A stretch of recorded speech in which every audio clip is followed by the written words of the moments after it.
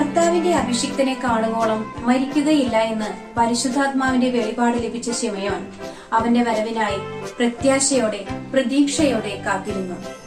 മിശിഹായെ കുറിച്ച് ഒരു യഥാർത്ഥ ധാരണ ശിമയോൻ ഉണ്ടായിരുന്നു. അവൻ വരുമെന്ന് ഉറച്ചു വിശ്വസിച്ചു നിന്നു.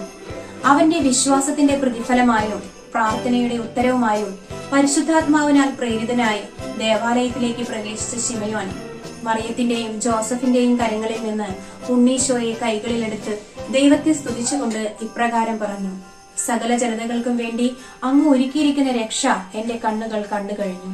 ശിമയോനെ പോലെ നമുക്കും പ്രത്യാശയുള്ളവരായിരിക്കാം. ഈ തിരുപ്പിറവയ്ക്കായി ഒരുങ്ങാം. ഉണ്ണീശോയുടെ വരവിനായി പ്രതീക്ഷയോടെ പ്രത്യാശയോടെ കാത്തിരിക്കാം. ഏവർക്കും ക്രിസ്തുമസിന്റെ മംഗളാശംസകൾ.